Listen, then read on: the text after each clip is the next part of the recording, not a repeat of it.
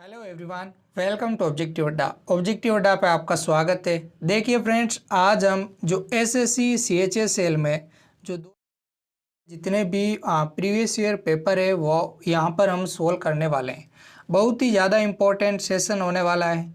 देखिए फ्रेंड्स, अगर आपने अभी तक चैनल सब्सक्राइब नहीं किया है तो आप ज़रूर चैनल को सब्सक्राइब कर लें, ताकि जो अलग अलग पारियों में जो पारियों के हमारे पास पेपर यहाँ पर है वो सभी आपको यहाँ पर हम प्रोवाइड करने वाले हैं।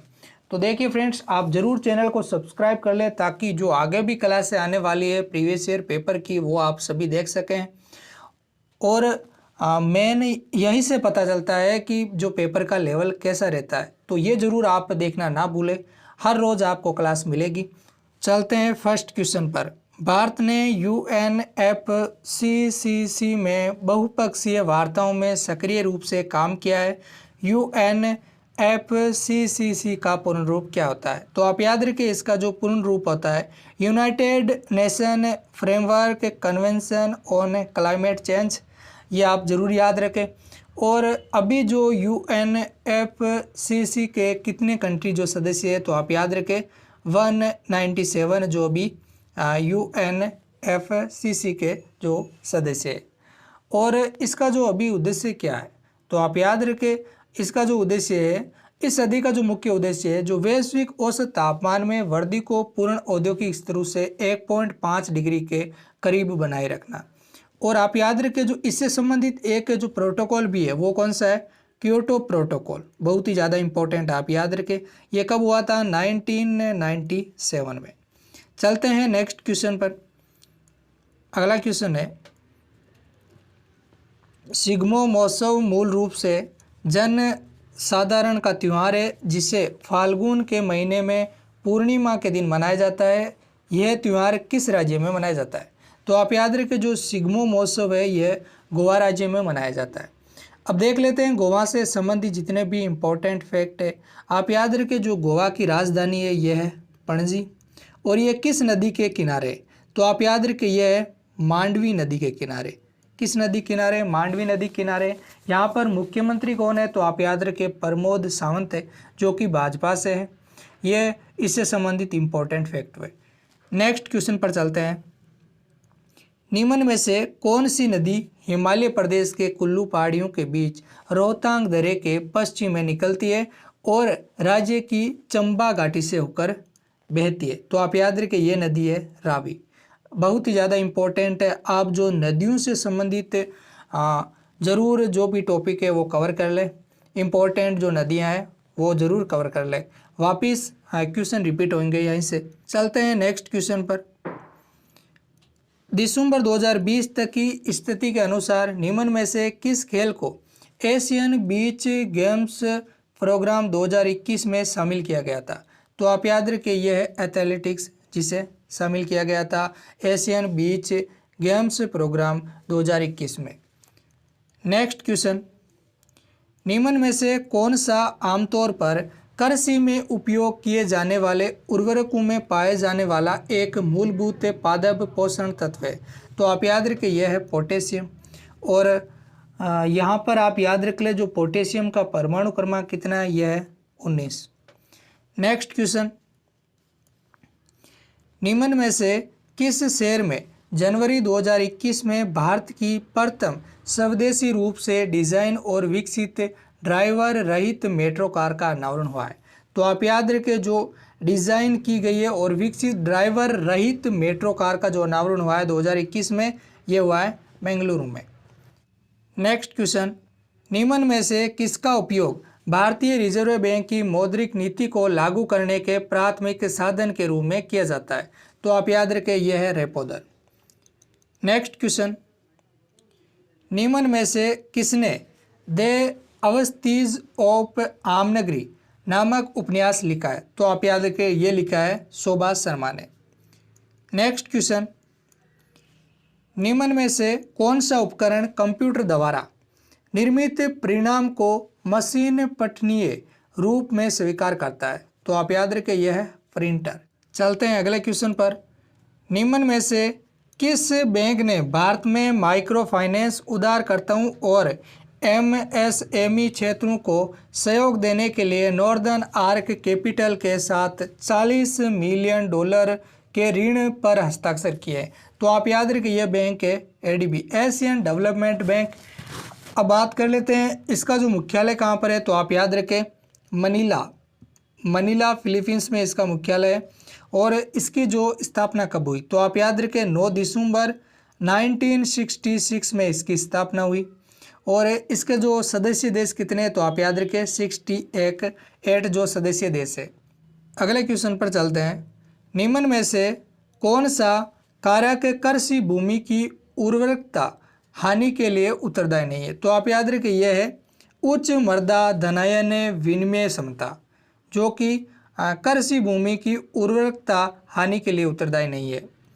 नेक्स्ट क्वेश्चन, कुलदीप हांडू ने 2020 में द्रोणाचार्य पुरस्कार जीता, वे निम्न में से किस खेल से संबंधित है, तो आप याद रखें जो कुलदीप हांडू है ये वुशु से संबंधित है।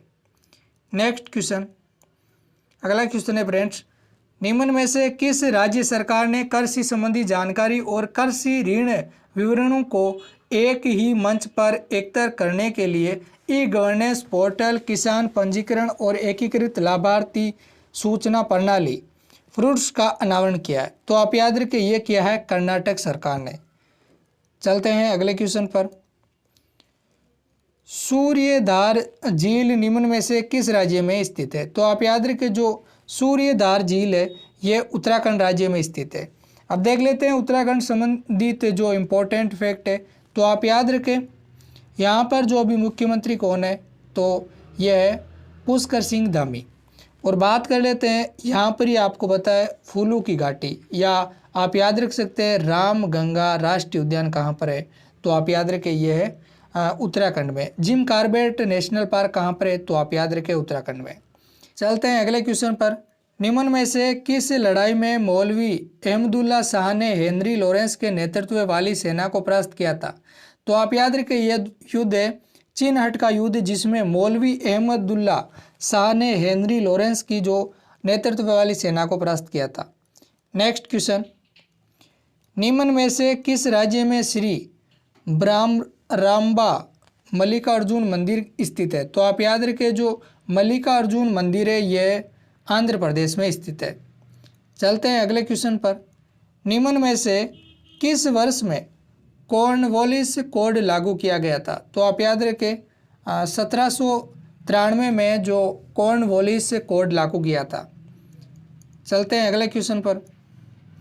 निम्न में से कौन सा EBCDIC का पूर्ण रूप है, तो आप याद रखें जो इसका पूर्ण रूप है यह है extend binary code decimal interchange code, ये जो कि EBCDIC का पूर्ण रूप है। तो देखिए फ्रेंड्स आपको यहाँ जो साफ साफ पता चल रहा है कि आपको कौन कौन से टॉपिक कवर करने हैं, इसी प्रकार से आपको टॉपिक कवर करने हैं। चलते हैं अगले क्वेश्चन पर। भारत सरकार द्वारा जनवरी 2021 में शुरू किए गए सक्षम अभियान का उद्देश्य के रूप में जागरूकता फैलाना है, तो जो 2021 में सक्षम अभियान जो शुरू किया गया था भारत सरकार के द्वारा, तो इसका किस चीज़ में जागरूकता फैलाने का उद्देश्य है, तो आप याद रखिए इसका जो उद्देश्य था क्लीनर ईंधन को अपनाने का। नेक्स्ट क्वेश्चन,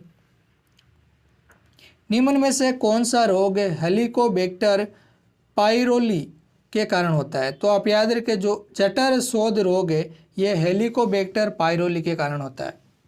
चलते हैं अगले क्वेश्चन पर। निम्न में से किन्हें अर्थशास्त्र विज्ञान में नोबेल पुरस्कार 2020 प्रदान किया गया था, तो आप याद रखें पॉल R. मिलीग्राम और रॉबर्ट B. विल्सन, इन्हें 2020 का अर्थशास्त्र का जो नोबेल प्राइज प्रदान किया गया था। चलते हैं अगले क्वेश्चन पर। असम राज्य से राज्यसभा की कितने सीटें आती है, तो आप याद रखें जो असम राज्य से जो राज्यसभा की सीटें आती है यह आती है 7। चलते हैं अगले क्वेश्चन पर। निम्न में से किस फुटबॉल खिलाड़ी को सर्वश्रेष्ठ फीफा पुरुष खिलाड़ी पुरस्कार 2020 से सम्मानित किया गया था, तो आप याद रखें ये जो खिलाड़ी है रॉबर्ट लेवेंडोस्की, इन्हें 2020 में सर्वश्रेष्ठ फीफा पुरुष खिलाड़ी का जो पुरस्कार से सम्मानित किया गया था। चलते हैं अगले क्वेश्चन पर।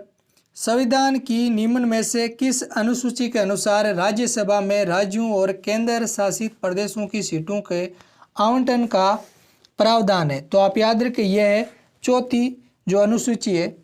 इसमें राज्यसभा में राज्यों और केंद्र शासित प्रदेशों को सीटों के आवंटन का प्रावधान है। चलते हैं अगले क्वेश्चन पर। देखिए फ्रेंड्स, ये लास्ट क्वेश्चन है। बक्सा राष्ट्रीय उद्यान निम्न में से किस राज्य में स्थित है? तो आप याद रखें, जो बक्सा राष्ट्रीय उद्यान है यह पश्चिम बंगाल में स्थित है। तो देखिए फ्रेंड्स, आपको आज जो हमारी फर्स्ट क्लास थी इसमें आपको ये तो पता चल ही गया होगा कि जो पेपर का लेवल किस प्रकार का रहता है।